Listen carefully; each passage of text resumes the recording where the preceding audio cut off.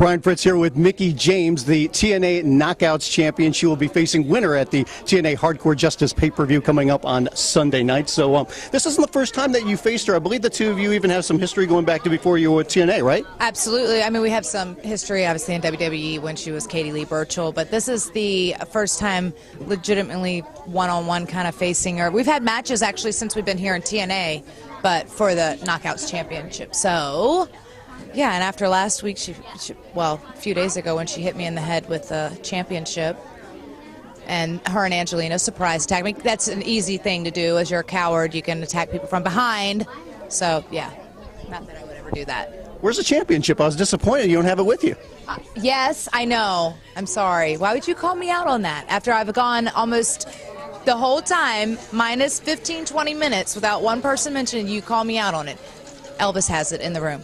I'll tell you why, because if I was a champion, I'd show that off any chance I got. Oh, I'm sorry. I forgot. She rushed me out of the door, and then I ran down, and then I realized as we were on the road that I forgot it in the room, and it was too late because we had to go pick up Alex from the airport, so really it's his fault. A champion for getting their belt. I'm disappointed. I'm going to leave. Come on. What's your thoughts about the women's division right now in TNA overall? Oh, I love it. It's exciting. It's different. Everybody's unique and has their own style, and it's fun, and it's cool to have some like different girls to wrestle as, you know, different storylines, and everybody, since everybody is pretty much a wrestler and they have like their own unique style, you can do a lot of fun, different stuff. So I enjoy it. It's been almost a year since you joined TNA. I believe it was September last year? Almost. October. October would be, yeah. You should know better than me. I do. Okay. Okay. What's it been like for you since going from one company and coming to TNA? We're actually in the early days you were with TNA, but now being back for a prolonged run.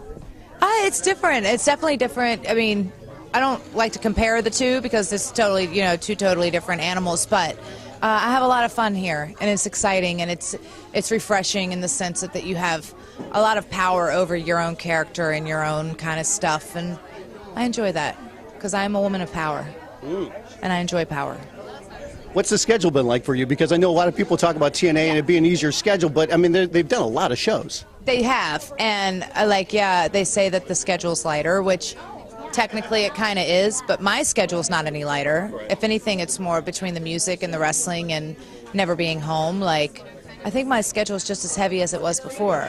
So, but yeah, I mean, you know, we've definitely had more live event shows than I expected. Like, I think that they have picked up more since I've came on board.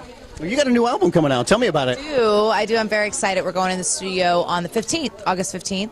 To track, and then we're doing the vocals the following week or whatever. So, and I just started a cool campaign like from Kickstarter, which is I think it's a cool concept, like where I can offer fans different, like whether it's a hand painted T-shirt or like executive producer credits on the album or different stuff. And we kind of shot low. Like obviously last year my first album I spent like close to $70,000 on it.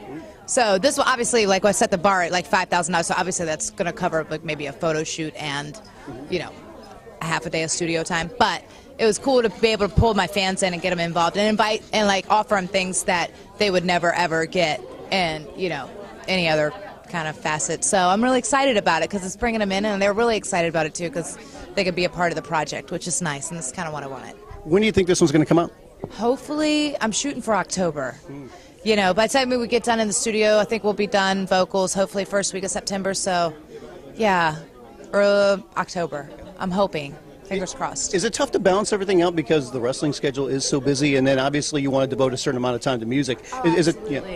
Absolutely. I think between, you know, the wrestling schedule and I don't really get a lot of free time. Like I said, I'm never home. I was home. In the last, like, 3 weeks, I think I was home for 16 hours, and then I finally went home this week for, you know, a few days. But then when you're there, you're just trying to constantly play catch-up of, like, making sure all the bills are paid and everything's in the house that you needed or whatever. Doing laundry. Laundry, lots of laundry, yeah. Cleaning. Out my refrigerator, it was awful. Did you have mold in the fridge? No, it's just that I had, like, food that had been there since I left 3 weeks ago that I forgot. Don't load up on perishable items. Yeah, like grapes. You went to, speaking of busy schedule, you went to Comic-Con, I think, for the first time. What was that like? Well, that's not the first time. I went to the one in Detroit. which was different, very unique. It's a very unique cast of characters. Like, you think the wrestling business has a cast of characters, Comic-Con is nuts. Like, there's people dressed up in Star Wars outfits and Chewbacca, full-on Chewbacca gear. Were you ever tempted to dress up like Leia in the outfit from, Return of the Jedi? It's not Halloween. It's maybe if it was Halloween. You would have made a lot of people happy if you had done it, though. Probably if I would have done it for Comic-Con, it would have been. You know what I was really excited about is the fact that the Spartacus booth, like anybody knows, like I have extreme love for Spartacus. The first season, a lot more than the second season. But it was right beside me and I didn't know the whole time. Because we had the line was wrapped around, so I didn't see it until I was all done. And then I look over and it's a Spartacus booth. Freaked out. Speaking of outfits, are you going to break out the Pocahontas outfit out anytime soon on TNA again? You like that one. As a male, I will say yes, I like that outfit. Little loincloth action. Now, you know what? It's hanging in my closet. I was thinking about that because I always try to do something different for the pay-per-views because it's fun for me. I'm a girl, right? So, but this one for this pay-per-view is going to be cute, so I hope you like it. We'll see. I'll let you know. Yeah, please do. Please, be honest, because I know you will be. But yeah, maybe I will have to bring it out on Impact, that Indiana one. Yeah. Last thing, because a lot of people will be very curious about this. Some releases coming down recently with WWE. A couple of their women look like they're available. Gail Kim says she's quit. Melina is gone. What's your thoughts about them coming to TNA? Is that something you would like to see? I'd love to work with Gail. I think I didn't really get a chance to work with her in the crossing. We had like maybe 1 or 2 matches, but we were always on the same sides usually. So that would be really exciting. I was kind of looking forward to doing more with her, and I didn't get a chance to. So, yeah. Thanks for the time. Mickie James, TNA Knockout Champion. She will be taking a winner at TNA's Hardcore Justice pay-per-view coming up on Sunday night.